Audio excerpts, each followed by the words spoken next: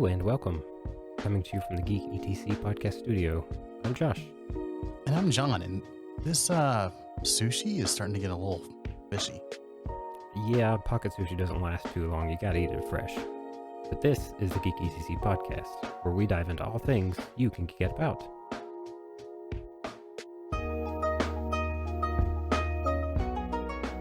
Hello, friend. Hey, friend, how are you doing? I'm doing pretty good. Yeah, it's good to be back in the studio. Back in the studio. I'm glad to be back at it after a little holiday hiatus. Yeah, holiday hiatus. I like it. Yeah, hope everybody had a great Christmas and hopefully a new year. We're recording this on January 1st, 2024. Oh, yeah, it is the new year. Happy New Year. Happy New Year to everybody. And you know what? It already feels a little different in here. It does feel a little different. It's interesting you mentioned that. Like there's a new sort of almost palpable freshness in the air. Yeah, something be vibing, real talk. I don't know what you just said. Straight bussin'. I don't know either. Oh, now you're going too far. New year, new me. Well, don't regress into Gen Z. No cap. So, on that note, we have a special guest here with us on this podcast. Well, to preface that, today we're going to hit part 2 of the Japan trip. Part 2 of the Japan. By great demand, we understand that Yes. People have been wanting to Had hear some about people- part 2. Yeah, waiting for part 2. So here we are, finally. Got it back around to it. We had some gaming stuff that went on, that we had to talk about, the Game Awards and all that. And I'll try to please wrap up as quick as possible, keeping in pace with the Game Awards. But on that note, to help fill in some potential blanks that I might have for the Japan trip, we have the other person that went, my wife. Hi. Noel. Hello, welcome. Hi.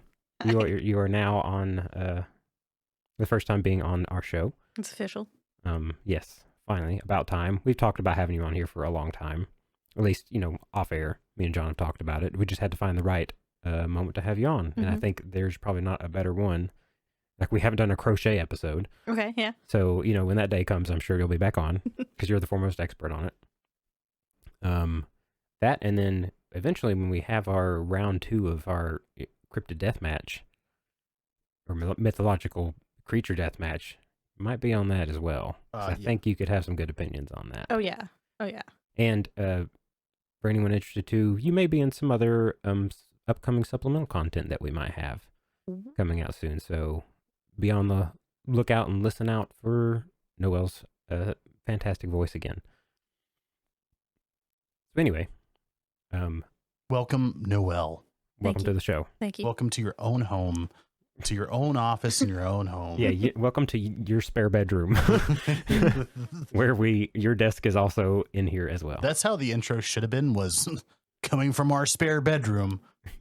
But it's Yeah. different, though. Like, the chair's facing a different way. I'm looking at a different wall. It's new. It's new to me. This is different. Yeah. A little different, a little good. A little good or a lot of good. It's a lot of good. A lot of things. Yeah, I'm happy to have you on here. I obviously, some of you guys kept up with the trip on Instagram. I posted some of the pictures that they were feeding me on our Discord, and definitely the brains of the operation was here now, present with us, and Right. I'm excited to hear, because honestly, I've not heard as much as I would like to. I guess from your point of view, we talked some at our little D&D sesh that we had, Mm-hmm. and I got to hear some of it. But yeah, let's get down into the nitty gritty, because we talked last time about your trip to the zoo, and Yes, the zoo. We talked about the Tokyo Sky Tree. Tokyo Sky Tree. We talked about the initial trip there. Yeah, some of the travel stuff, that kind of thing. So yeah, that was a pain. But we'll basically just kind of we mentioned some of the things we did at Disney there as well. But there's a lot more that we did and that we enjoyed there. So we're just going to pick up from there and continue right along. How's that sound? Sounds awesome. Perfect.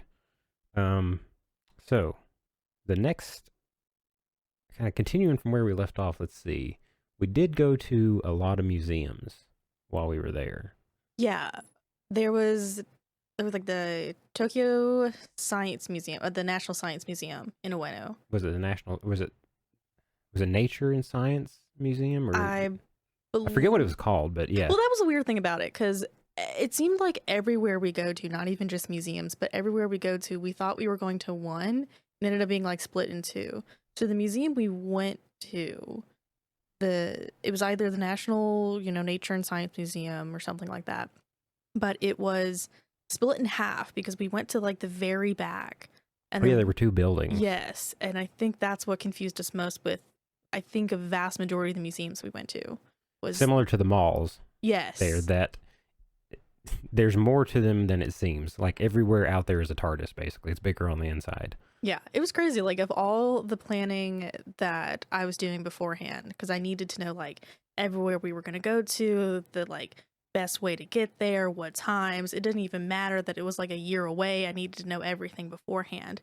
But I didn't realize I was going to have to navigate my way out of a mall because every single, like, door you saw wasn't the way that we came in. Yeah, the place that we stopped and looked at maps the most was in the malls and the museums of just like where are we at, where do we need to go, we're looking for this place and we can't find it, like the little like trifold pamphlets that they give tourists at museums and different things like that, like those were a lifeline. And like they had English versions, they'd have like 8 rows of the Japanese ones, they'd have one little slot with like English ones in it, and we definitely used those effectively because that museum you're talking about had 2 different buildings, and the one building had like 4 floors and the other one had like 6 or 7. Yeah, it was pretty crazy. Because it had like the ground level, it had like 1, 2, and 3, and then there was B 1, 2, and 3. So 3 basements that you would go down escalators to get to. And so there was. Is it 3 basements or would it be 2 sublevels and really 1 basement? Can you have 3 basements? To me, the basement's just the lowest thing, right? Yeah, the basement is technically the whatever is on the bottom. Come on, Japanese. Well, also at that point, why didn't they make the one above the basement floor 1? Why wasn't it just 1, 2, 3, 4, 5, 6, 7, 8 or whatever? Ooh, also and the good one question. in the middle wasn't 1. Maybe because that's the ground floor, I guess, is the way that you label that. I'm not an architect by any means. It might have been He's not an architect at all, is he, Noel? No, as far as I know, unless there's like a double lifer living as an architect. There might be. Oh, but yeah, that was. I think one of the biggest things we were totally unprepared for was the sheer size of, like, there was the sheer size of the city itself, but the sheer size of everything we went to. So my big thing was like that day was going to be spent in Ueno, basically. We were going to go to the zoo. We were going to go to all the museums there. Like there's a couple different like art museums there, and there's nature museums and history stuff like that. And we were like, oh yeah, I had the American concept of, yeah, you can knock out a museum in like hour and a half, maybe 2 if you're really reading through every single thing you're looking at. And we went through the zoo, and there was a moment that we got through the one portion of it, and Josh was like, oh yeah, this is really good. Like, where are we going to go to next? And I'm like, the rest of the zoo. And he's like, we're not done? I'm like, yeah. Yeah. So, we walked around there, and I think we spent like 3 or 4 hours in that zoo, and then we get out and we go to we go to the one art museum that I really wanted to go to, and they had a like Greek and Roman kind of like art and sculpture display, which I had dope. Like an exhibit specifically for Rome. Yeah, I had no idea that was going on, so it was great. So we did that, and at that point we're like, oh, we're getting. And even on that note, like you even mentioned too that was just in a specific like section of that museum. Yeah. That I think there was a whole lot more to that museum, like the stuff that's normally in that museum. Like it's a museum and there's stuff that's like normally always in there, and they had this special exhibit off in like a wing. But we never saw all the rest of the stuff that was in there. Yeah, at that point, like I think we missed out on a big portion of that building because we went through the one special display, and we got out of that and we were like, okay, let's just try to find the other thing, and we were totally lost. We found things that could have been the entrance. Yeah, we did find the gift shop, but there was like, here's a display over here and here's a display over here, and at this point we're starving. We're like, we'll just eat and figure out what the next game plan was. But after that, I was like, well, that's fine. We saw a lot of art there, but let's go to the next museum because the day is starting to wind down. Maybe we can come back. We can go do something else. So we went to that nature museum. And we went through that, and that was huge. It was all these levels, and you would have to walk around, and each level probably took you like 45 minutes.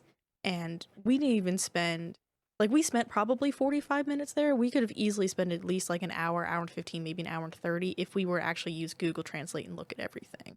But yeah, a lot of it was just kind of looking and observing, taking some pictures, but not reading all the little plaques and all the little stuff or whatever. But like the first couple we went to, it was like purely just science kind of things.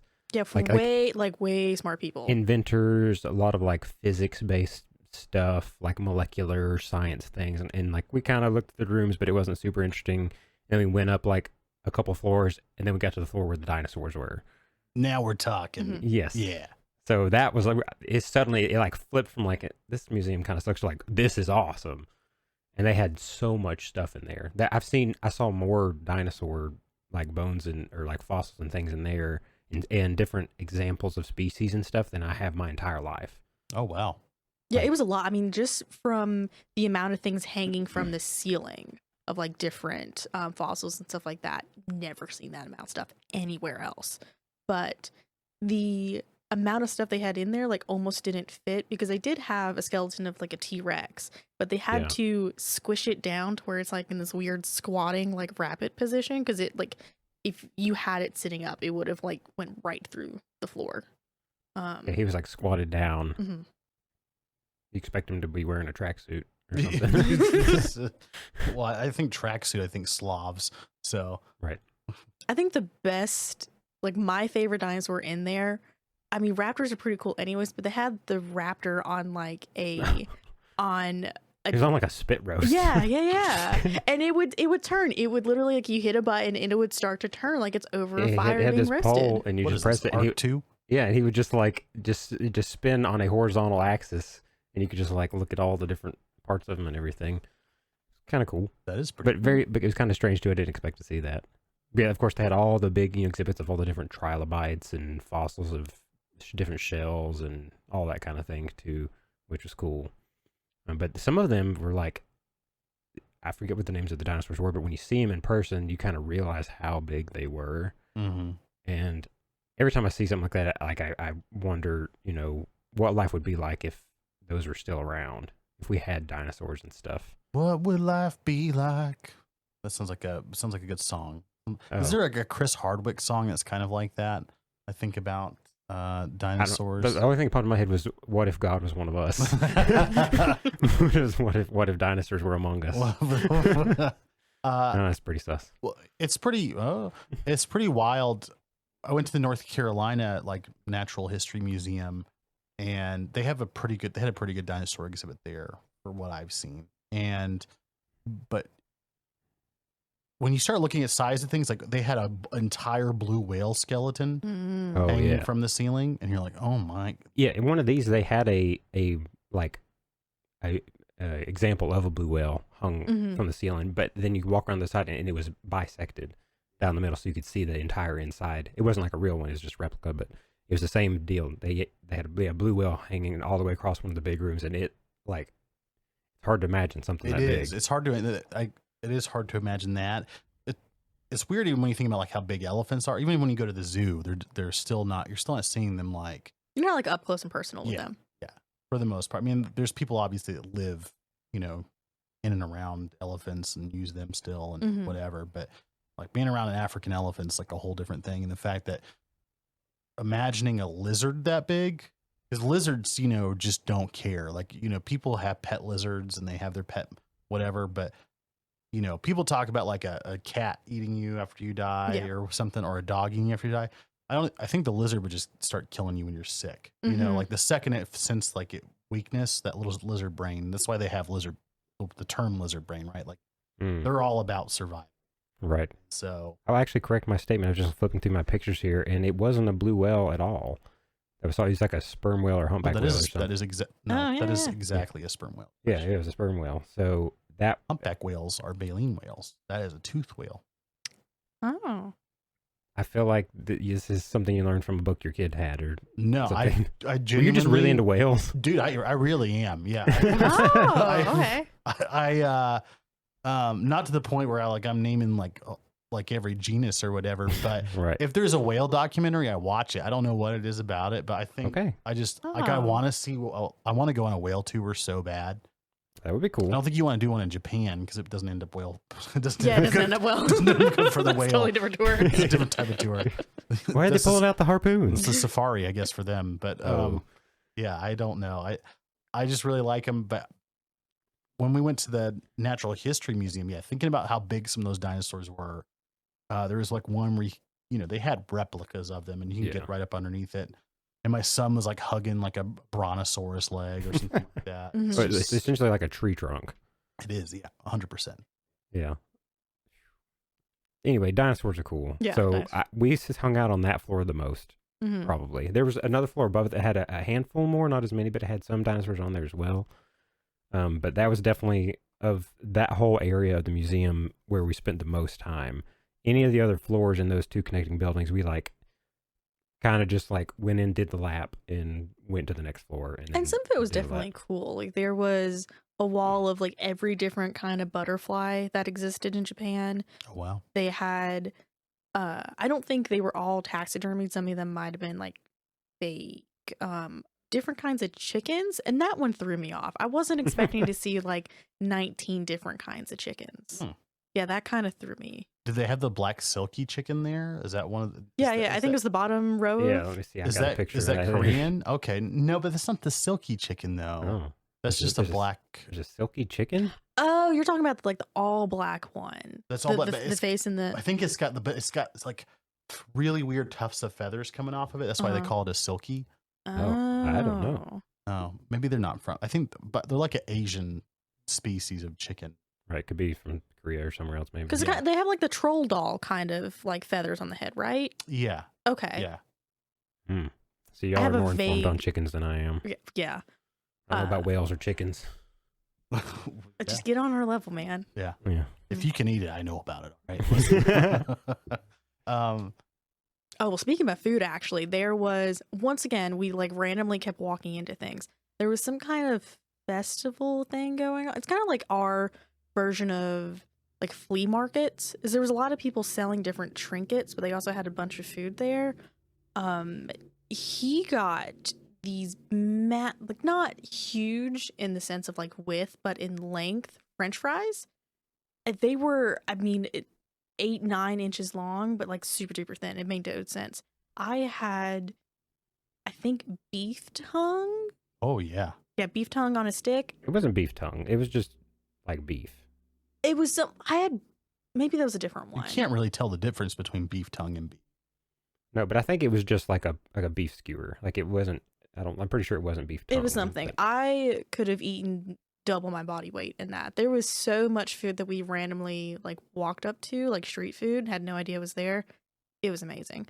So highly recommend just getting random food that you find in places, which sounds really sketchy. Depending on what country you're in. Yeah, I think I would also agree with that. Getting out. If you're going to a Sbarro in Tokyo, you're messing up, right? if you find a Sbarro stand, then yeah, maybe. Yeah. But like if some guy was selling those beef skewers coming out of like his trunk of his car or something, I would risk it. I would risk it. Oh yeah. Well, especially what you guys have already seen as far as things go, you're probably pretty safe. Now, my question is, so for both of you, what would your advice? People want to go to a museum, any museum. What's your pre-planning advice for an American or a foreigner going to Japan? What should they have prepped, or what should they have knowledge of prior to getting there to get the best experience? They should definitely have experience walking up and down stairs. Okay. Yeah. I would say have Google Translate prepped, ready. You're good. Always carry cash, because there was some places that we went to that's like, oh yeah, you can use your credit card if you want to, but cash is the quickest way to get through places. That's what I've noticed. But as well as don't plan anything time sensitive afterwards, because every time we went to museum, we didn't have usually any like scheduled things afterwards. Yeah. But you truly thought like, yeah, we'll knock this out in like an hour. We'll go to the next one. It's like, no, you're spending 3 hours. There's always more in there than you think there is. Okay. There was even in Ueno Park that there was like 3 other museums we didn't even go to. Yeah, didn't even touch. So I to like bullet point it, I would say wear comfortable shoes because you're going to walk way more than you think you would walk. Bring cash, Google Translate. One thing that I thought of, particularly for those museums, well, and probably just good advice in general for Japan too, which we talked about doing, but we never did because we couldn't find the right one, was take an umbrella. Yes. Because we came out of the National History Museum and it was raining. And we were just kind of stuck.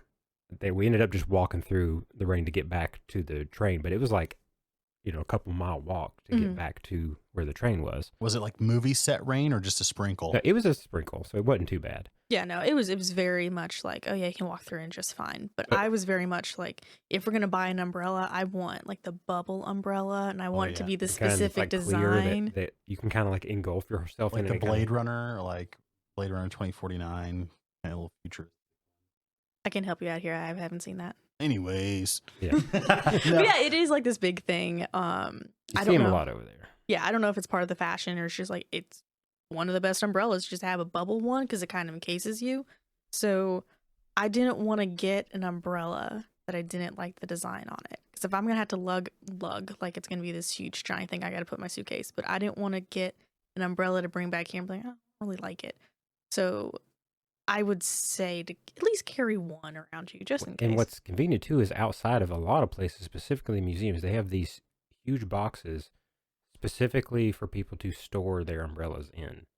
Like that, it's got little slots that you just put your umbrella in, and it has a lock that you put on, and you take the key to keep with you, so people can't take your umbrella. And then when you come out, you put the key in, kind of like a shopping cart at Aldi's or something. Where you put the quarter in, and it locks it in. Nice. Okay. And so it just keeps your umbrella in there and keeps it safe from other people taking it, but so you're not taking a wet umbrella inside the museum for obvious reasons.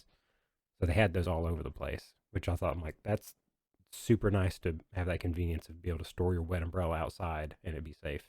And not even just museums, like you could go to the local like corner store or something and they would have a little place like you can put your umbrella in there. But even our hotel was like, yeah, do you need an umbrella? Like we have them sitting here ready. Yeah, they had umbrellas you could just borrow. I guess because they know people aren't going to steal them or whatever, and so you just borrow it and use it for the day, and when you come back, you put it back in the box. And it's not even like a sign out sheet. It's literally like you get out of the elevator, you pick up an umbrella, and out the door you go. They just that much trust, and yeah, you're not going to steal things. Yeah, so that was pretty cool.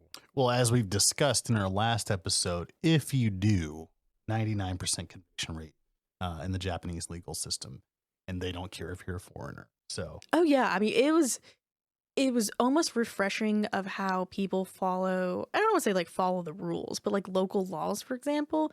Like you hear everyone's jaywalking, And I remember we were walking down a road and I noticed that as soon as that light's starting to get a little bit like, hey, you're not crossing, everyone's stopped. No one's going to like try to quickly run or anything like that.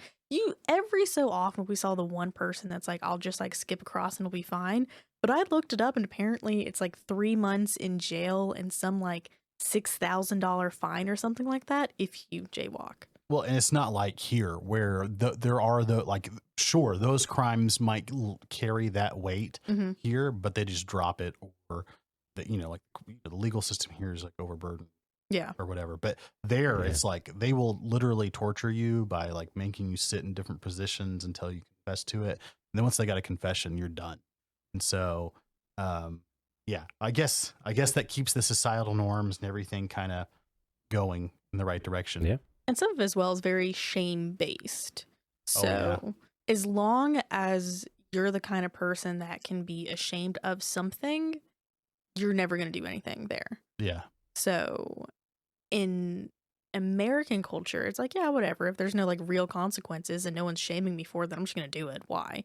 But there it's like, we would sit on the trains or the bus, something like that. We already knew the rules. Like we, looked up articles, watched these videos, and it's like, yeah, don't talk on your phone, don't play loud music. You can play music, but as soon as it starts to get like other people can hear you, it's a problem. But we're sitting there, we're all quiet on this, subway, doing our own thing, and you get other foreigners who are like laughing and talking, and you see the, little old people who are giving them like death stares on the other side, and I'm like, oh, yeah, it's like a thing. They do not like it. So yeah, I mean, it makes sense. I mean, well, and obviously I think that's a big issue. If you're going to be a tourist, you should pay attention to the culture that you're going to. Obviously, you should not do anything that's morally or ethically wrong in going certain places, but you should definitely pay attention to the local customs and try to like incorporate yourself into that. I think that's a big Right. thing. That's what we tried to do, was to learn as many of the customs and types of stuff like that, so that when we went there, we were respectful of how their society worked and didn't wasn't like a shining beacon against it. Yeah. Kind of thing, which we saw many tourists who were, Mhm. who like, you stand out like a sore thumb, and you're just like, I didn't want to be the obvious tourist, No, yeah, That's good. Because we knew we were gonna have like dumb tourist moments, and there was nothing we could do to avoid that. But we wanted to make that happen less as often as we More of a could. person from like Okinawa visiting Tokyo than a American wandering off the streets. Yeah, I wanted most Or- of our issues or to to be be around language. like somebody who had seemed like they maybe had been there before, Yeah. at least on a yeah, vacation or something, and not just like, this completely clueless person who wandered into this foreign land and like, oh, how do you get on and off a train and stuff, and I'm going to stand in front of the door and block everything. and that was the one thing we definitely tried to avoid. And I knew I was gonna have the biggest struggle with it because of my tattoos, because I have a lot. So we planned it to where we thought it was gonna be like winter and to be fine. And eventually, like halfway through, I had to give up. I was like, I'm really sorry. I know that you guys still aren't on the tattoo train, but it was like 90 degrees some days. I'm hot and sweating, and all black long sleeve shirts, like black jeans. It's like, I can't do this anymore. So halfway through, I was like, I'm just going to have to wear short sleeves and just hope for the best. And I think we mentioned that in our last one too, that we never saw any flag from it. Nobody said anything. Yeah, So it helps that we're It wasn't really very, that big a deal. yeah, we're very clearly not, from Japan. So it worked Yep. out fairly well. Yes, you were both very ethnically Caucasian. That Mhm. is for sure.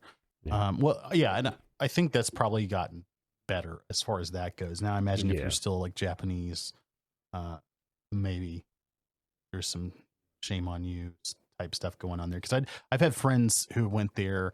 One of my friends, Sarah, went to it. And I know she did a lot of planning, but she has several tattoos, and she was really worried about like the bathhouse, Mm. trying to find like an appropriate bathhouse. We didn't even we, try that. Yeah, we just didn't even go that route of trying to find one of those, because most of them wouldn't accept people. There are some that do, but just trying to figure those out and all the stuff, we didn't.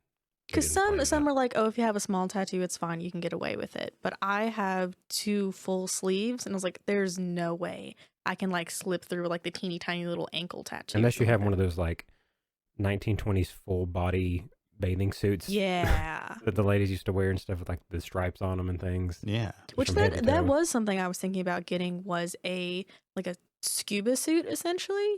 Because there's a lot of like beaches around Tokyo that you can just go and swim to. And I was like, that would be really cool. I don't want to deal with that with all the tattoos I have. Yeah. Yeah. So, Yep. because I also assumed it was going to be cold, and it was not. It was not as cold as yeah. we thought it was going to be. No.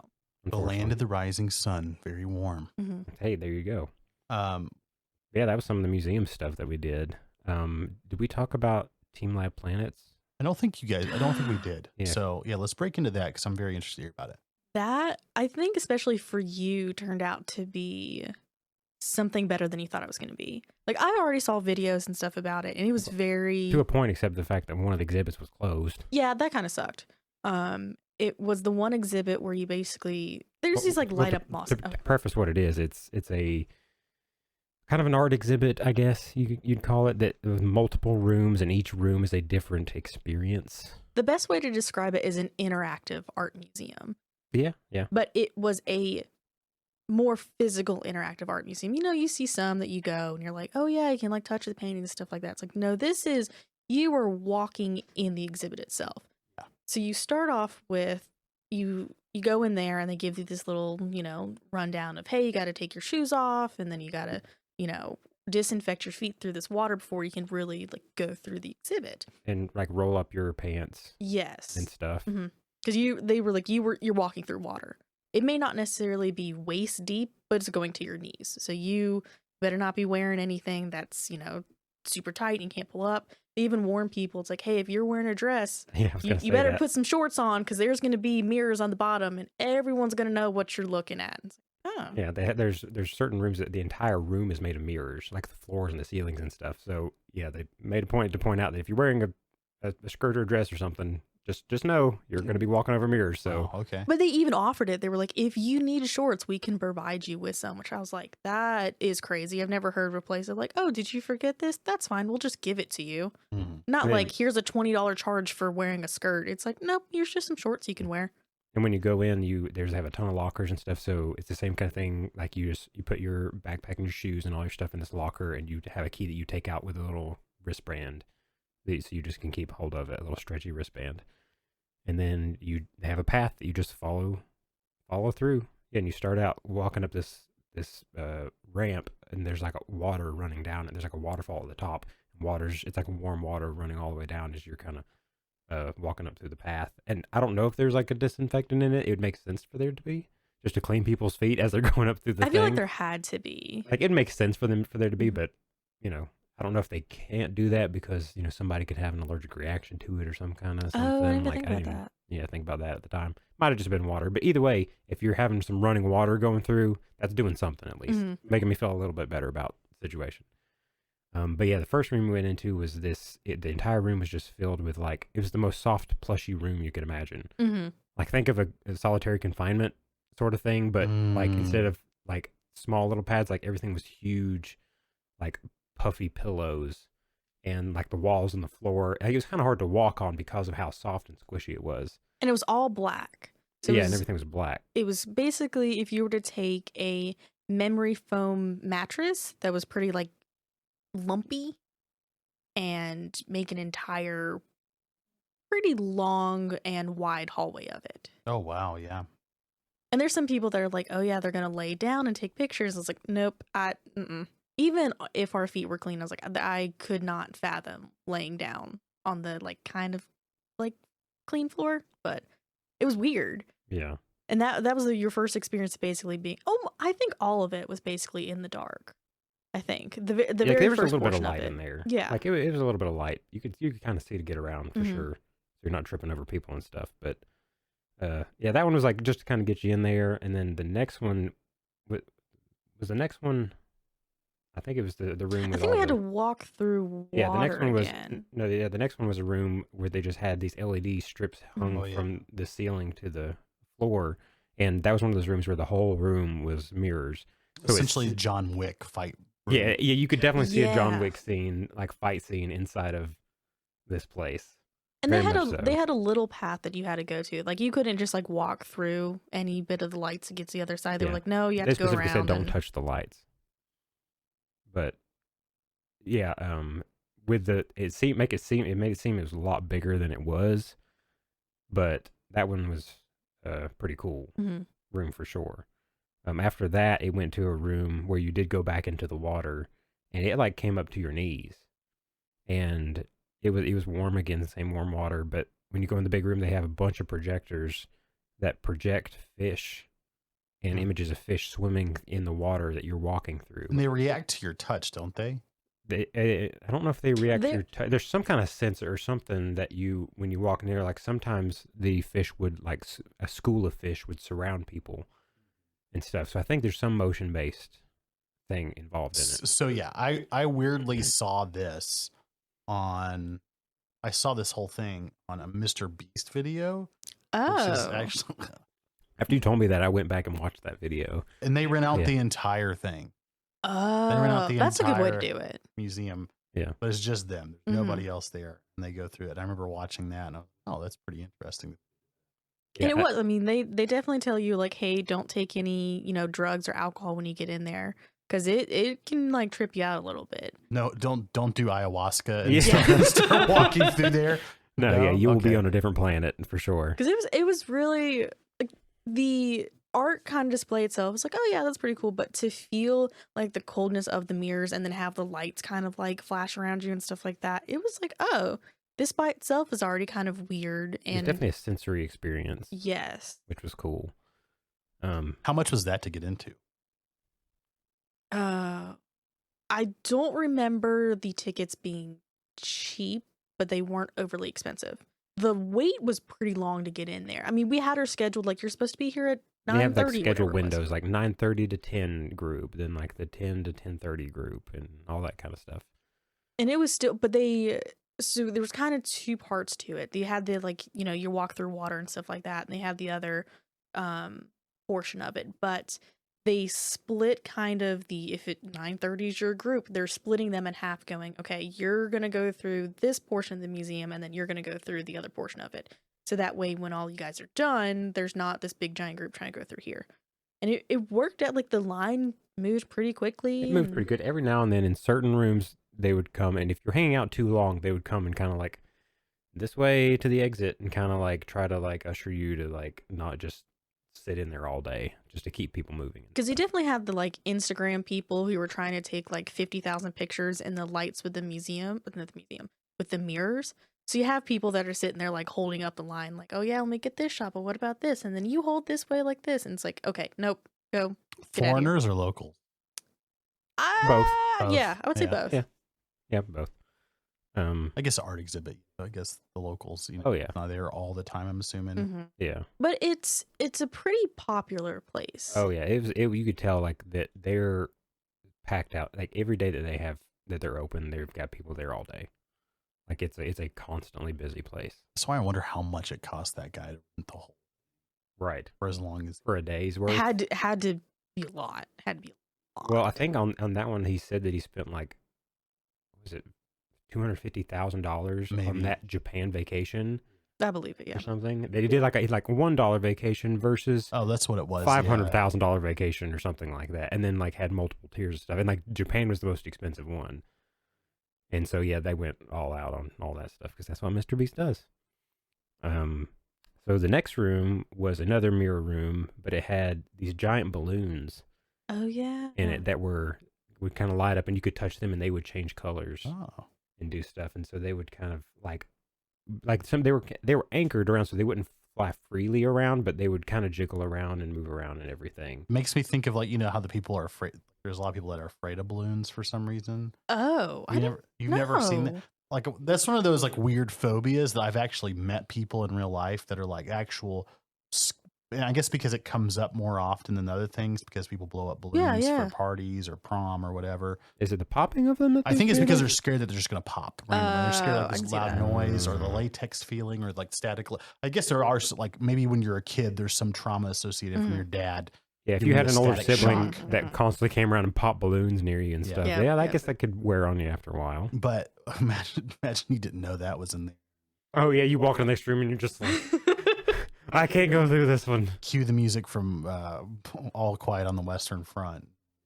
Now here, it's a little bit off topic, but speaking about phobias, apparently a lot of Asian people in general are very afraid of birds. And there were a lot of birds in Japan. There were a ton of pigeons. And I kind of found that surprising. A lot of pigeons and a lot of crows. Yeah. So now I don't know if that has any validity. I've just heard that a lot of people in China, Korea, Japan, they're afraid of birds. I'm like, I really hope not, because there's a ton of birds here. Well, I don't know. Well, I imagine there's just because the avian flu, that's where they've hit the hardest, I believe, plus like SARS and stuff. I didn't even think about that. So that can make sense. So maybe that's what it was, just from a health standpoint. Avian flu like hit the Koreans and like yeah.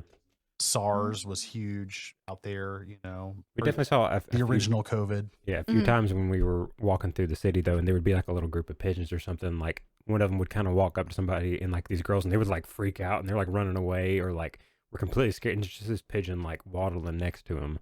Well, to be fair, I mean they are little pigeons. There are little rats with wings. Pigeons are, and I think some of the ones they were brave too. Oh yeah! Oh my gosh, they were like hopping on her feet, and I'm like, whoa. Which I mean, I guess depending on where you are, if you have a bunch of pigeons that get fed, then yeah, they were definitely desensitized to the humans. Oh well, I think you've not been in a lot of big cities, but that's kind of just how pigeons are in general. Like like New York pigeons. Oh yeah, they don't care. Yeah, I remember being in Cincinnati one time. That was my first time. I just left a 3-story Burger King. To me, as a young man, I was like, what is this in downtown Cincinnati? And I remember seeing a 2-story Target in Seattle once, and I was like, oh my gosh. Yeah, it's pretty wild. That's what I'm saying. Like those pigeons there just did not care. So if something's going to carry disease, it's those little stupid pigeons. I mean, I wouldn't say that in front of Mike Tyson, but he loves pigeons. But Okay. I know when I went to New York, I was like, these pigeons will just fly up to my pocket and steal my wallet. They don't care. So maybe that's it. But anyways, back to me to Team Lab. Yeah. So yeah, we went through the balloon room. That one was pretty cool. I think we went through that one pretty quickly because once you kind of see, you're like, oh yeah, it's a room full of balloons. And there was a lot of people taking pictures. That was Yeah. probably the biggest area that people take pictures. And while we took some, we were like, no, we're here for an interactive thing. Just get out of our way. Right. But after that, I think was probably the coolest room, the one that I liked the most, which was essentially the equivalent of like a planetarium type of thing. It was another fully mirrored room, but they had multiple projectors on all the walls, so that the entire room is just all filled up with this constantly, like it was like basically projections of flowers and stuff, but they were like moving past you in this like rotation. But because the floor was mirrors, it was like all encompassing. Oh wow. It was it's like you were floating in this giant sphere of all these like flowers and shapes and all these things moving around. That's definitely the room that if you were on something, I was about to Oh, say, you yeah. would lose you would like- your mind. you kind of felt like you were on something just sitting in there anyways. But that one, they allowed people to take a minute just to kind of lay down on your back and kind of just be in it and stuff. And it was pretty wild. That one I really enjoyed. I could Because have sat in we there did for a actually while. like risk the, stinky feet on the ground kind of thing and lay down and look at that. It was really good. It was worth it though. It was awesome. I really liked that room. And then the only other one they had open, there was a botanical one. Again, a lot more mirrors. That's kind of their whole So deal. that's the second half of it. Well, you ended up getting out and then you walked to the other portion of it. Yeah, they kind of had the garden area, which had like a room with like a bunch of flowers just hanging down from the roof. And you could kind of navigate through them and go sit down below them and stuff. But they had one, I don't know what, we figured out what happened to it. There was one exhibit that was closed down for maintenance or for the Moss Garden, but it was closed down for like a week and a half. So it was another interactive, you walk through bare feet, that kind of thing. But they had these kind of weird pebble looking stuff. like big pods. Yeah. It almost looked like a big dinosaur egg or something. Yeah, that's a good way to describe it. And inside they had lights. So it would already light up a little bit, but if you pushed it, I mean, you could really like push them to the ground, like smack You it could kind of bop them thing. for sure. Yeah, and the lights would change. But not only the lights in that specific pod would change, all the lights in the entire room would change. So you'd hit the one and like a wave, the color would change throughout the whole room. Oh wow. And Okay. everything. So it was all connected and everything, which was pretty cool. And that was closed. Yeah, we didn't get to see it though. We saw it on videos and we're like, Mhm. man, we want to go to that one. And that was of one because course- I showed him a video when I was able to get the tickets. I showed him a video. I'm like, this is the museum that I've been really like looking forward to. And he's like, oh my gosh, that's gonna be the coolest portion of it. I'm like, yeah, I'm really excited. And to get there and it's closed, I'm like, oh, we would have waited one more week, could have done it. And it might have been a little cooler outside, but Yeah. either way, we did it when we did it. And it was great. Yeah, that was probably one of the for an interactive art museum, they all need to be like that. Yeah, that was. Oh, that I was agree. There was top like a notch. Van Gogh thing that came here. I don't know if you remember. My wife is an artist, and so she really wanted to go to it. And it wound up going to. I thought it was coming here, and then it wound up going to Charlotte or something like that. But it had like Oh. a lot of light things. But when I looked at it, I was like, I don't know. I mean, I'll go. To her. If she wants to see it, I'll go with her wherever. Yeah. But it just never wound up happening. I never bought the tickets. It's on me, really. Sorry, baby, if you're listening to it, but it's on me. So, but when I looked at it, I've seen obviously this museum online, the one that you guys went to in the YouTube videos, and I would actually be interested in going to Mhm. something. Yeah. It was pretty cool.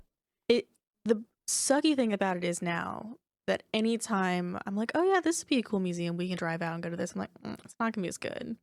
Yeah, now you have stuff to compare it to. Have some perspective. It's No. awful that while the Japan trip was the best thing, it's also the worst because even just food, we'll go like the food there was amazing, and we'll go here and I'm like, I don't want to eat this food. Yeah, Like restaurant, it's so easy not to go out and eat like restaurants or anything anymore and save money because I'm like, it's not gonna be as Yeah, good. and it's not just the food, but it's the service behind it as well. Whenever you're like go out to a place and you don't get good service, like you think here being a tipping culture, there'd be better service. They're not even trying to get tips or anything over there.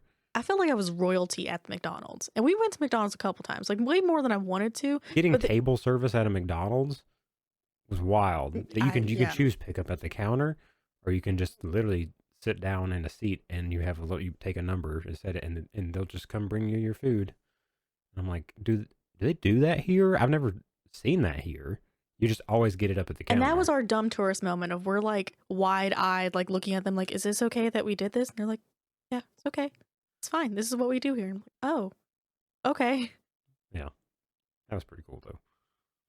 And we definitely had McDonald's a few times. Yeah. Just because how easy it was. And they had the kiosk, too, that you could order and choose what you didn't want.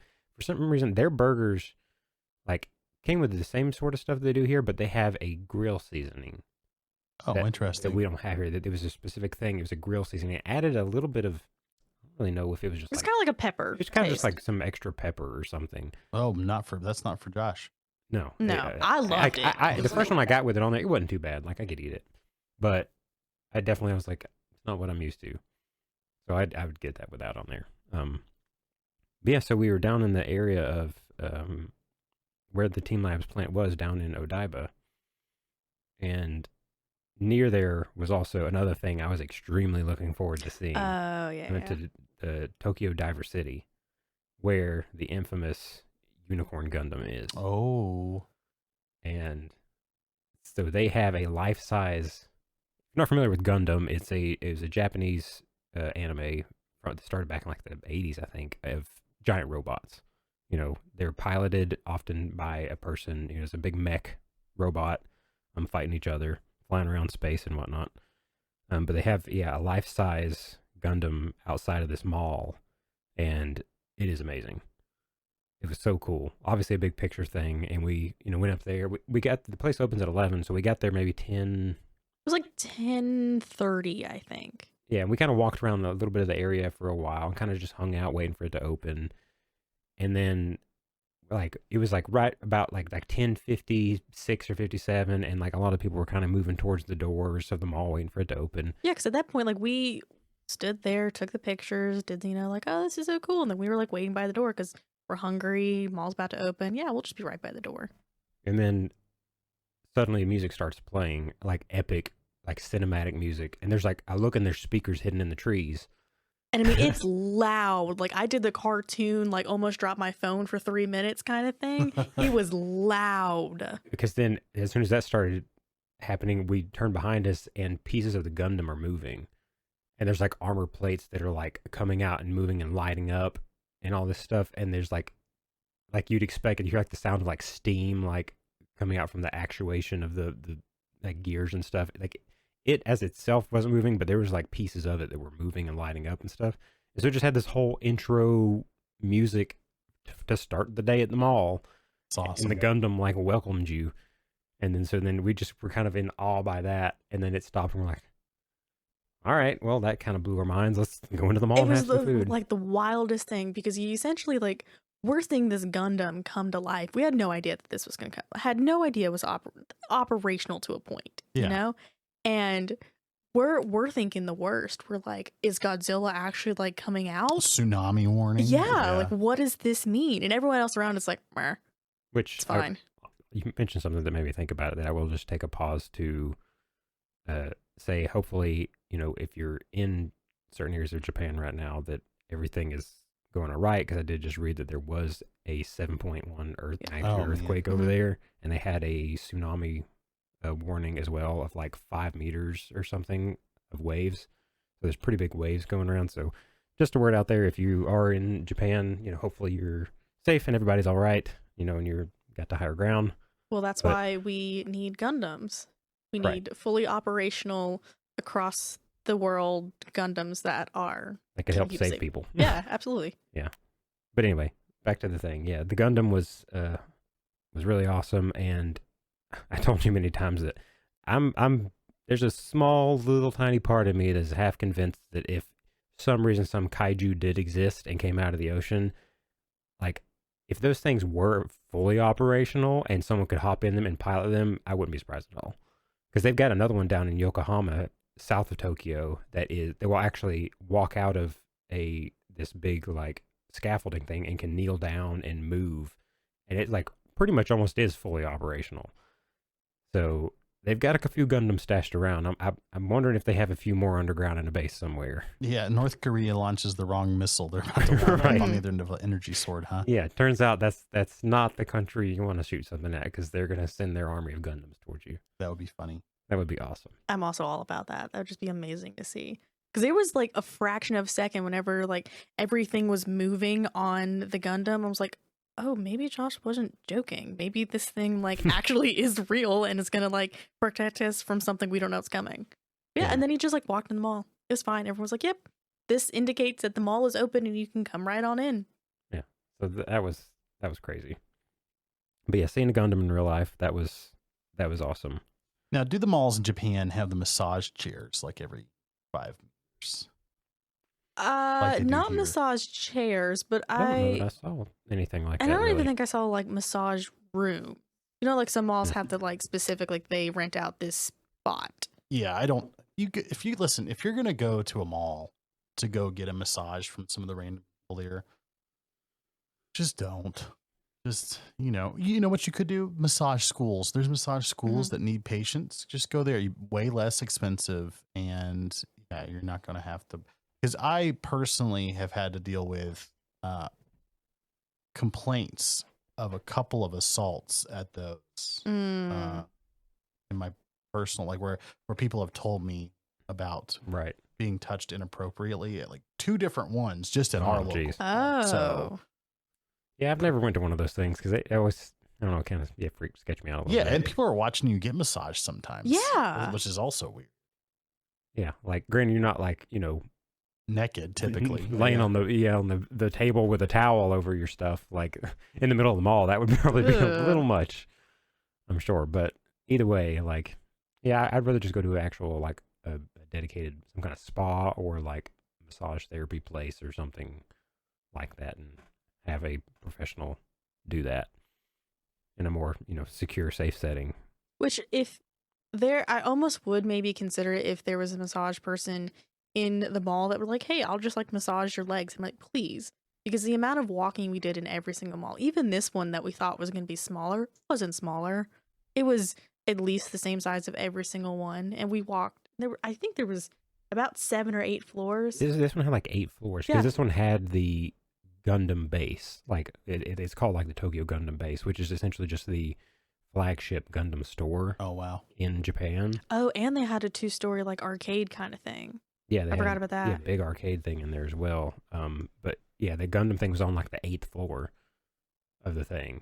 So it was so massive. I want to go to an arcade with you, Josh, because, and I love my son so much, but he's only 7, and so he was not good at when we were at the Hilton Head at the beach. They had an arcade, and we were playing one of those like Dino Crisis games. Oh where yeah, 2 people can like you sit inside like the thing, and each have them guns. And if I would have had you there, I think we could have racked up, because I was doing pretty good by myself while my wife was trying to help out. But I think with you, we could have really. I bet we could do. I'd like to see us do one of those. That would be fun. Dino Crisis or what was the other? There's another big one. There was one that was a Halo.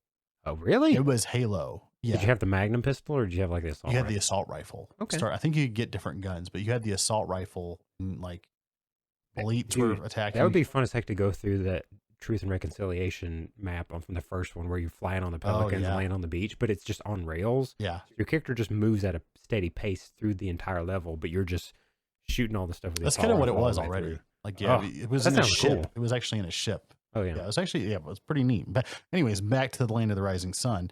So you went to did you go to the flagship store? Because I see some Gundam.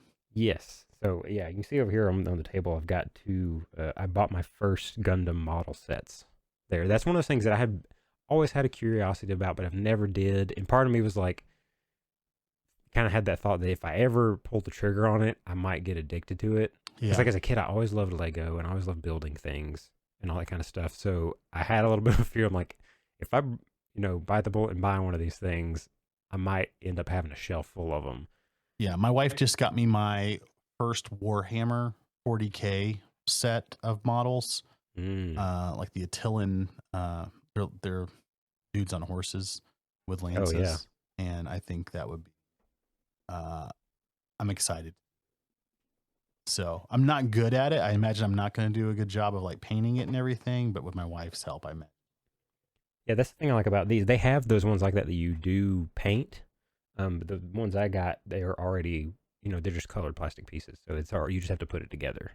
They do have stickers, which some of those stickers are, I don't know how, they're so tiny. Yeah, he opened the box at one point in Japan, and like we were looking at him, like I could not imagine. I don't know how I'm going to put that together, but I kind of, when we were there and we were in the midst of all of them, I was like, I've got to do it. Like if I'm going to get one, if there was ever a time for me to buy one of these things, that was the place to get one.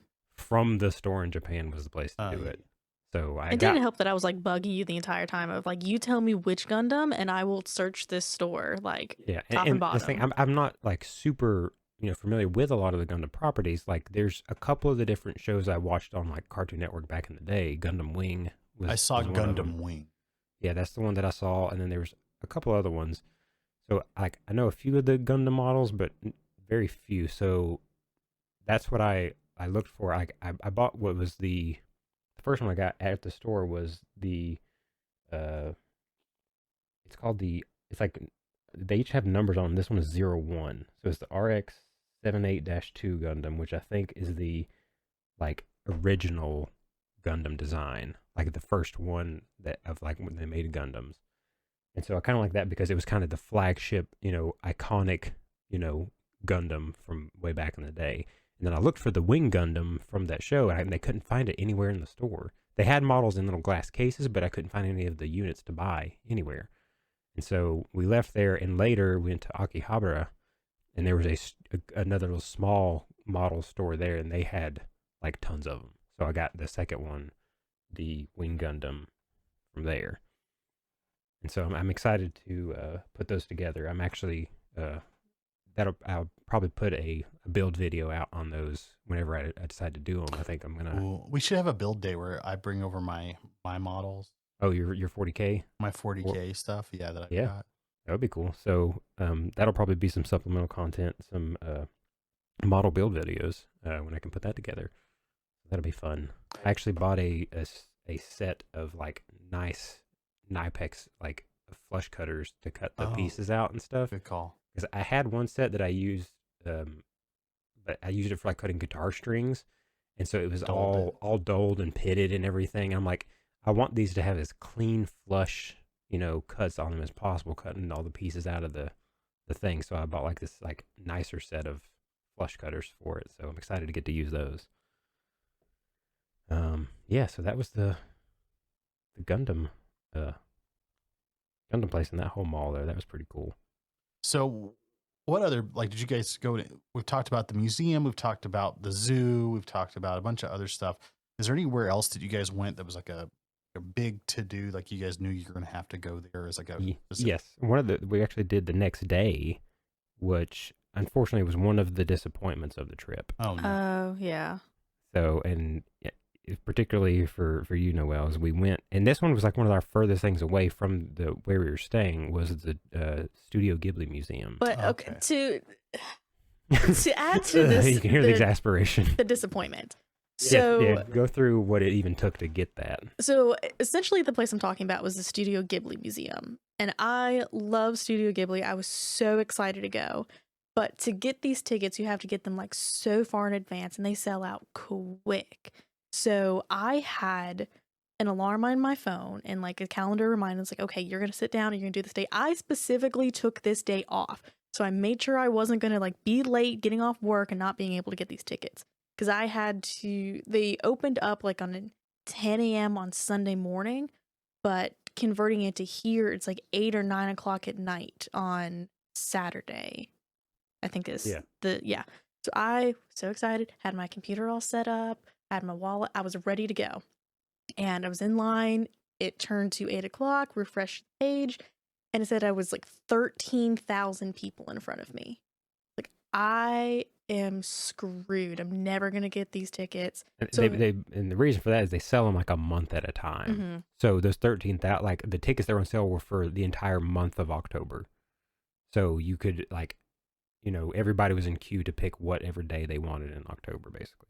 I was like, I'm never going to get these tickets. Because the nice thing about it was basically I had an entire 3 weeks of, hey, this day may not work, but everything else, free game. Take whatever you need. I was like, okay, I may not get the day, but maybe I will. And I waited for about 3 hours, I think, and I finally got to be like, hey, you're, 10 people in front of you. I was like, perfect, this is gonna be awesome. And then it refreshed and it crashed. It's like, no. So I'm like frantically reloading back in. I finally get in there. I select the day. It sells out. Like, I can't even select the time. It said, nope, day sold out. So I'm back and forth for 20 minutes. Like, okay, let me get this day. Nope, sold out. Okay, let me get this day. Let me get this time. Nope, sold out. And it was back and forth until I finally got a day, got a time, went to go put in my credit card information, and it said, nope. Which I've had issues with my bank being like, oh yeah, you're fine, we'll approve this. And then some of it being like, nope, we're not going to approve this or give you the option to approve it. I was like, crap. So I tried another card and it said, nope, we're not going to do it either. So now I'm yelling at him from the other side that's like, give me your card. I was in here in our office and she's in the living room and I hear like, Josh, come here. I'm like, give me your card. And mind you, the tickets, they're like $4. This wasn't like this crazy expensive thing. They were $4. Oh, wow. I think they were like 12. Maybe. Or something. Yeah, it was like 12, but still. Well, it was in like this economy, you know. But no, It mind you, wasn't it was 12. like 6 for each or something like that. Wasn't much. It was super cheap. Like McDonald's is more expensive than these tickets. So I'm like, whatever you might get a charge that's, I think it was $14 is what I paid. Oh yeah, because the international transaction for fee. both of them. Yeah. It was $14. Yeah. So they weren't really all expensive. So now finally got the tickets. I was so excited. I'm like, yes, we're going to go. And then we get there. And the line already is horrific. It took like 45 minutes to get out there. Yes. So, but it wasn't bad. Like there was a bus and then another bus and then I think we walked through a nice park and stuff. It was a pleasant gorgeous. getting out there. Yeah. But. And we get there and the line is incredibly long. I mean, we're like outside, not even at the door. We're like outside the door, outside the park, kind of like, oh, this isn't going to be good. We finally get through the door, they check our tickets, and this is another thing that I didn't want to be the dumb tourist of. I read everything beforehand, and they said, make sure you had your passport, to have an ID and your ticket. At least the first 5, maybe 6 people in front of us, none of them had their passports out and ready. Some of them didn't have them at all, and they had to step out because they couldn't go in. It was just awful. Yeah. But we finally got in there. They also said you couldn't take any photos while you're inside. Like, you take photos of the outside of the building, but when you're inside, you can't take any pictures at all. That's kind of wild. Yeah, so that was kind of lame. But yeah, we finally go through there, let's check our thing, and then once we get inside, it is, it's worse than elbow to elbow. It is, you are trying to make your way in there, and there's no space whatsoever. You can't see any of the exhibits because you can't walk in there. And to a point where I was like, I'm just done. Let me at least go through the gift shop to see. Yeah, there wasn't even, also, like, in a lot of museums, like we've talked about, there's kind of a guided path that you kind of go through the thing. But this was just this big house with multiple themed rooms for their different movies. And it was kind of like, all right, go explore. And so you had no sense of really where to go or what to do. And you're just in there kind of walking around aimlessly. Which it also took us forever to even find the exit. Yes. But to the point of that's where it's kind of like, it's chaotic and stuff like that, which is great. But if you add that many people in there, it doesn't work. If they had at least a fourth of the people that were there, you could navigate that place however way you wanted to and not worry about getting stuck. But it was just so I think it was many just a case. people. Yeah, there was too many people. So many people. Because I think I got to the one floor and went through one exhibit, and I looked at him and I was like, I'm done. He was like, are you sure? Like, you really wanted to go here? And I was like, this is somewhere that I took 4 hours to get these tickets for. And if I'm saying I went through one room and I'm done, I can't do this. There's too many people. It's not enjoyable. So at least let me go to the museum and maybe find something, not the museum, but the gift shop, to find something cool, some kind of souvenir that I can bring back, for some of my friends or something for me, anything. There was a line out the gift shop that went down the steps and almost to the entrance of the store. I was like, ain't no way I'm waiting in that. So we went out and it's like, let's at least get a food from the cafe. Yeah, let's go check out the cafe because we're both hungry. Mm-hmm. Go down there. Lo and behold, that also sucked. Yeah, the food was like bleh. Or the things we wanted, like they didn't have it in stock because it was like too late in Yeah. the day or something like that. They had a hot dog, and so I was like, I'm gonna try that, but it wasn't what I expected as a hot dog. It was more like some kind of like a bratwurst Yeah. or some kind of Mhm. something. And so it had like a very tough exterior, like skin to it kind of thing, and it just tasted weird. And so I only took like 2 bites of it. And I think we got some little dessert thing. What was the dessert thing? It was like we a got? pound cake or something. Yeah, we got like a little.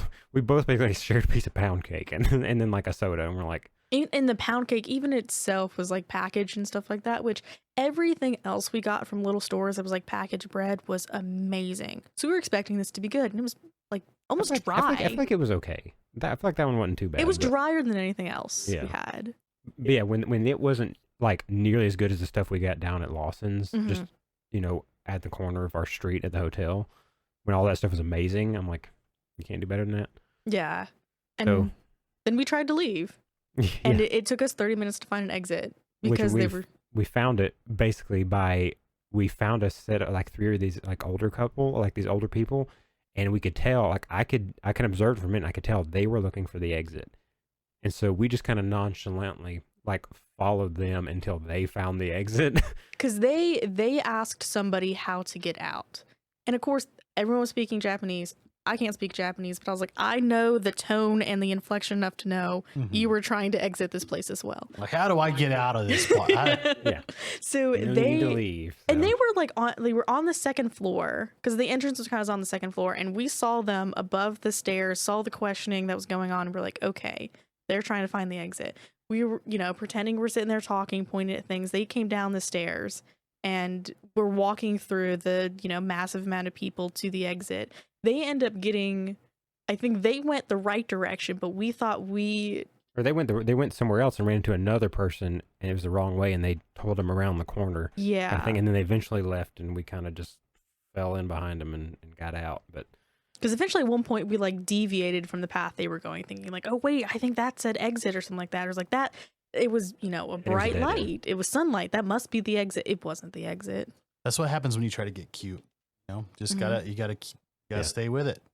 Stay on Yeah. the path. so they had too many people and not a like designated path markers through the place. So they Which definitely I- could. And that place has been there for a while. Yeah. It could have done if they had less people, the designated path would have been fine. But I mean, I even told him afterwards, I'm like, if you would just have at least half the people, it would be great if you only did a fourth of the people, but half the people not in there, much more enjoyable. What is your estimation of Oh God. Few hundred. Yeah. It's like 300-400 people in a building that is not meant to have 300-400 people. Yeah. It was too much. That's why you guys should have brought me along.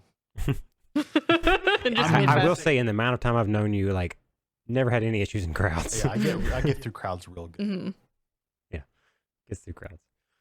But yeah, that was one of the only really kind of disappointing things about like there. Well- I tried going to this other Yeah. that I thought was a museum for Murakami, who's an author Mm-hmm. who's wrote like thousands of books and stuff, and he has like this dedicated museum to him and all his books and things.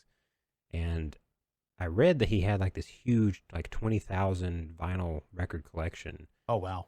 kind of thing. And like you look at these pictures online, and I think they're just really good at taking pictures because it makes this place look so huge and expansive. And then you get there, and turns out it's on a university campus, and it's not nearly as big as you thought it was. There was no records or anything there; it was just his books. Which also the day we showed up, there was a huge festival going Yeah. on in the There's university. some ginormous festival, and there was thousands of people there, and that was also like squeezed in, shoulder, elbow to elbow, like wading through these like tiptoeing And we through got these yelled crowds. at one point because we stopped to look at Google Maps to see like where we were at, and there was somebody's like, "No, you have to keep moving." We're like, "We don't know where we're going." We're trying to look for this library, and Yeah. we tried to ask in the library, and they kind of told us, but it was confusing. We ended up going through the entire thing once and came back around to the beginning and Wow. eventually found it. But that was kind of the disappointing thing for me. But other than those two things, everything else to this entire trip, I think, was pretty much amazing. Hmm. Even the planned and unplanned things. There's plenty of Yeah. times where we showed up in a random place. We're like, "Okay, we're gonna walk around. We're gonna get lost." And that's one of the better things you can do. Yeah. If you had to sum up kind of your opinion, because I've already kind of talked about it in, I think, the first one, but if you kind of summed up your opinion on the trip to Japan and kind of what you thought about it, your experience there, what would that be? Like, what did you bring back from there? I brought back an appreciation of, traveling, because it was the first time I've ever been in a plane. It's the first time I left the country. It's the first time I really left, like, the East Coast. So it was definitely an experience to learn new things and actually physically see it. But it left me with a disappointment in where we are now of, if that's how great the world can be, what are we doing here? So Yeah, I got a lot of that as well. Just a lot of disappointment in how things are ran back here stateside. yeah, even And something like as wishing simple. things worked the way they did there. Yeah, even something simple you never think about, sanitation and food. I mean, like, that's great. We did like the tourist thing of going around doing the museums and doing the shops and doing this and that. But even from a day-to-day life of, you can walk around a street and we never felt unsafe. We were never worried about being attacked. We were never worried about what this other person on the other side was doing or looking or what was going on. To then come here and there be trash everywhere and you don't know what that guy over on the other side is looking at you for, and what's around the corner. So it's, it kind of left this like, oh man, it's so great over here. We really need to think about what we're doing here and appreciate the other person. It's like, it's time to be kind. I guess that's the one, like, New Year's revolution of everyone needs to be kind to each other, which sounds really dumb and, I mean, I would agree cliche. with that. The world could do with more kindness, more generosity to fellow man, for sure. John, do you have any other questions kind of Yeah. top of mind? So quick, let's do rapid topics. Mhm. Okay. So, first of all, best bite for each of you. It's technically not a bite, but the honey lemonade that I have in a breakfast place called Coffee Con, Okay. that was the best thing I've ever had. But food wise, it would have to be oh gosh, what was that one place? All the beef on skewers thing. I can't remember what the name for it is. I can't remember either. Shoot, it was like an izakaya type of place. Oh, Yeah, like a Japanese gosh. bar. But yeah, everything that they served was essentially on skewers and things. Yeah, that was the place that you had like chicken feet, chicken tongue, chicken hearts, chicken this, chicken that. You ate the whole chicken basically. Yakitori. Oh yeah, yakitori. There was one place, I can't remember what it's called. I had both chicken heart, chicken liver, chicken skin, beef tongue, something. It was amazing. But they also had a plum liqueur. And I don't drink, and I was like 3 glasses deep or something in like that, to the point where I felt I wasn't tipsy, but You're getting there. I felt something, and I've never felt tipsy in my entire life. So I was like, okay, that's interesting. But yeah, that was the best bite for me. How does that rank on the chicken balls that we had? Ooh, that's a different class of its own. Ooh. Those are pretty good. Because that's everything that I kind of want in chicken. Is they didn't separate kind of the white meat and the dark meat of chicken. They combine everything, and I love dark meat chicken. So there was these essentially fried balls. It was just chicken meat. It wasn't any bones or stuff like that. It was just, I almost imagine a drumstick, like the top of a drumstick, but no bones in it at all. It was just meat. It was like deep fried and stuff. Those were really good. My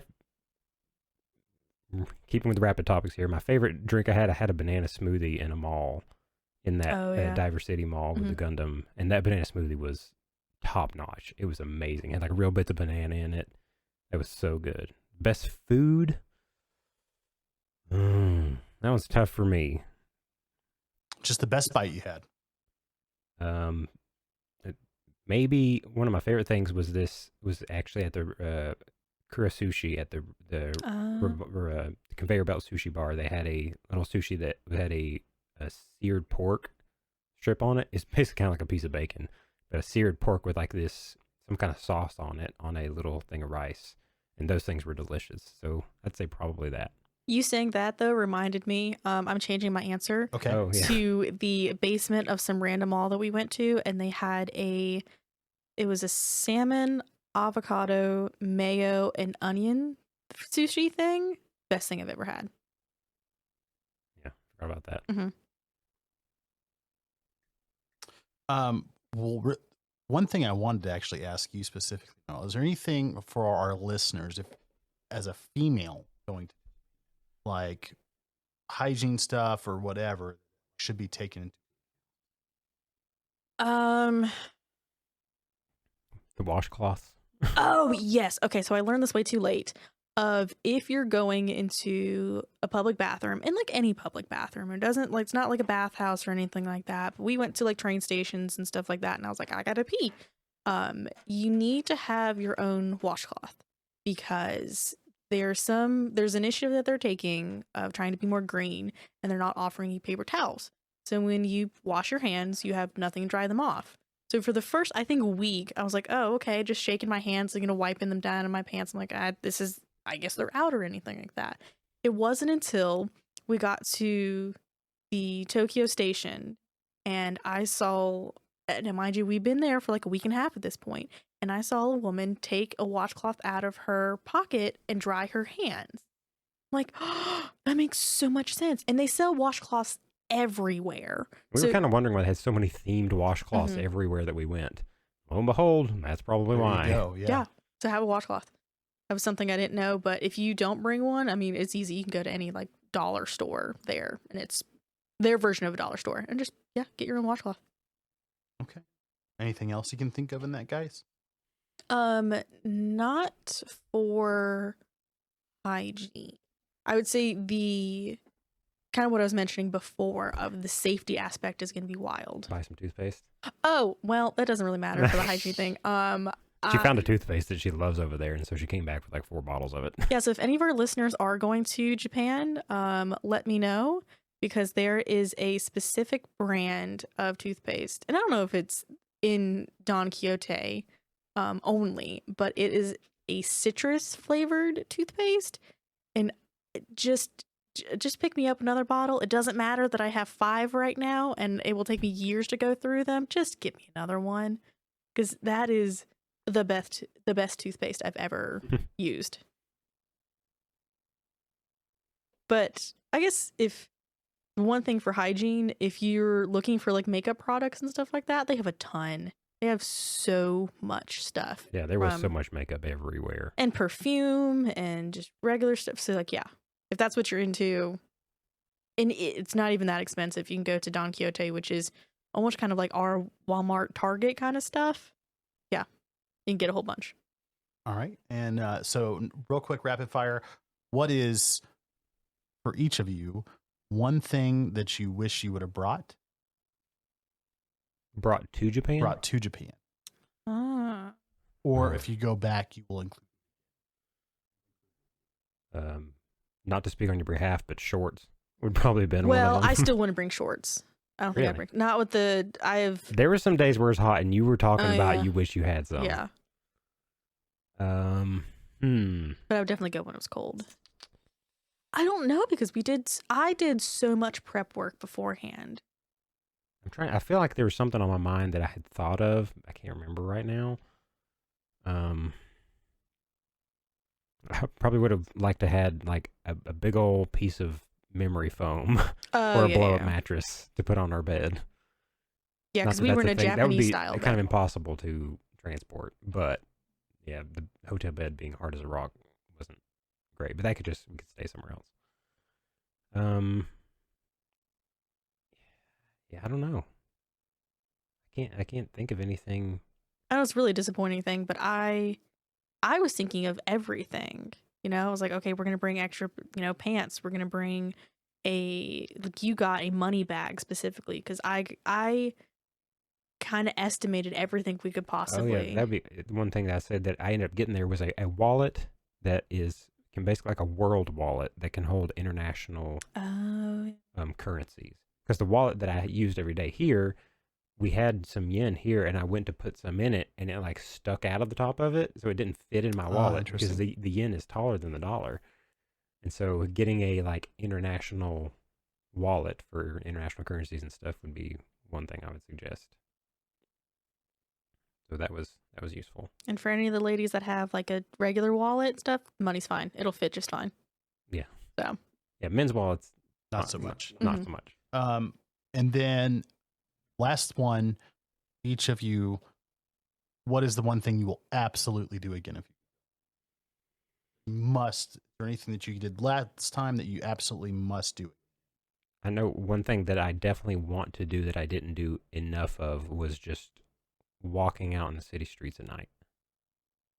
Yeah, like 2, 3 in the morning. Yeah, definitely that. Yeah, go out. I want to go out late whenever it's not crowded and just be in the city and walk through the city at night. Just because I have like living here in the mountains, I have no really life experience just being in a city at night, and that's something that I really enjoyed, and I just kind of have a fascination with because I've never been able to do it. So that's something I would definitely do, is just to spend more time out like late at night when things have kind of calmed down and it's not as crazy, just to kind of soak in the atmosphere.